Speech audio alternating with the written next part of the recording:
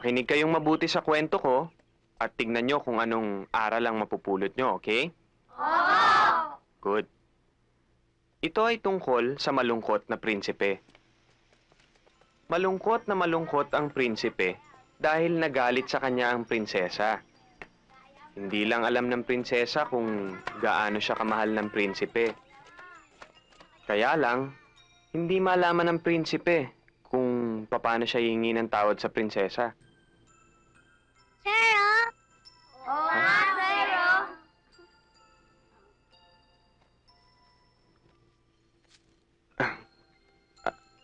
Ang sabi ng prinsesa, Natitis mo na ako ngayon kasi hindi mo na ako mahal. ang sabi naman ng prinsipe, gusto ko lang malaman mo ang mga pagkakamali mo dahil mahal na mahal kita. Eh, sorry na nga eh. Natouch naman ng prinsipe, kaya nilapitan na rin niya ang prinsesa.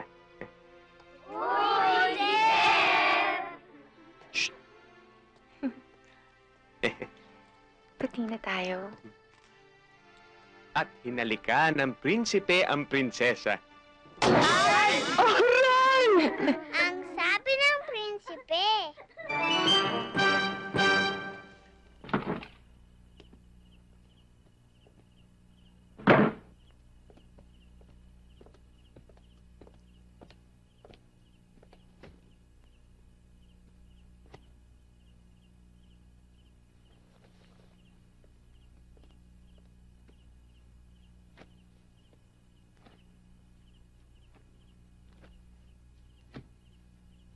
Tuloy mo na. Ituloy ang alin?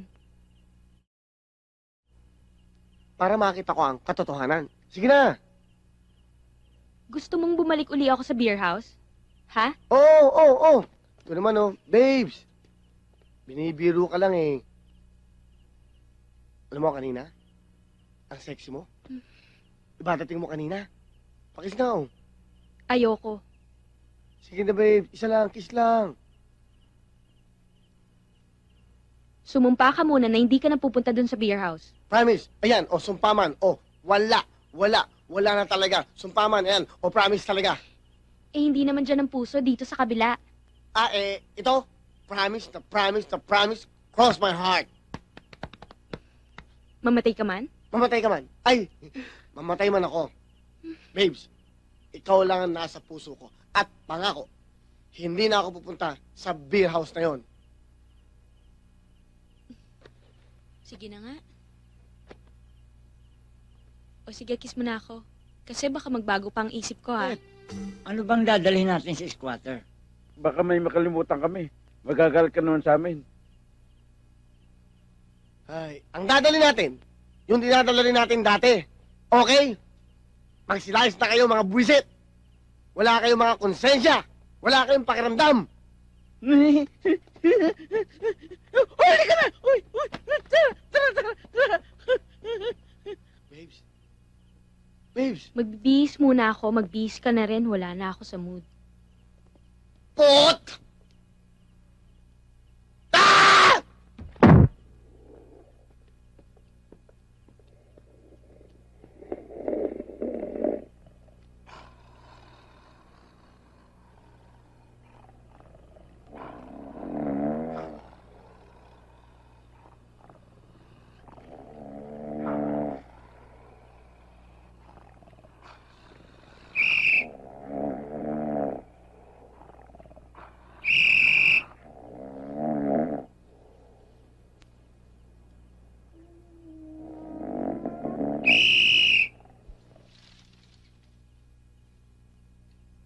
Good morning, everybody!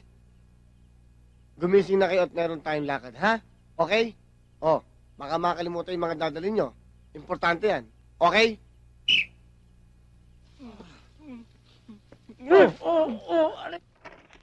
Senyor Mondragon, anong dahilan at ibinebenta mo itong iyong negosyo?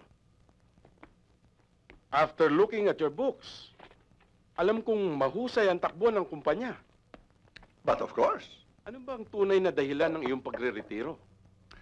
Sa totoo lang, Mr. Rivero, sawang-sawa na ako sa trabahong ito.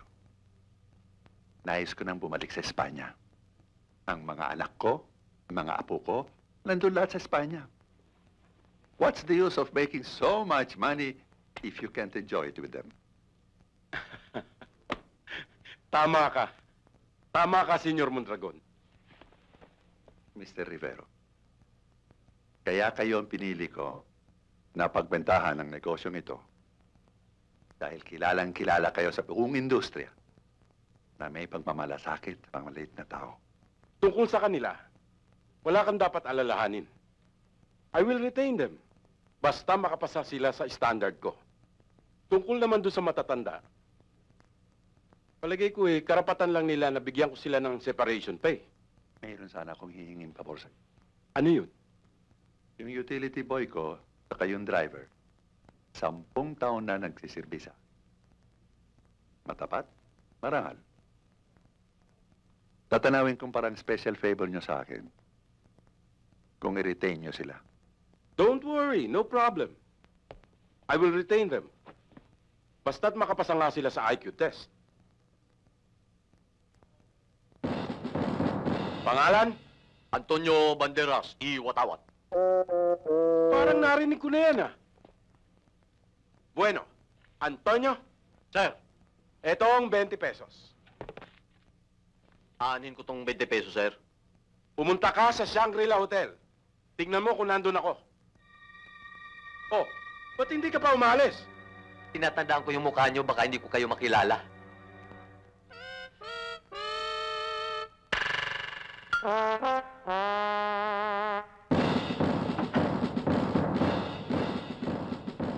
Pangalan? Bert. Apelyido? Control. Ha? Bert, Yes, sir. narito ang 20 pesos. Aanin ko itong 20 pesos? Ibili mo ako ng Mercedes-Benz. Yes, sir!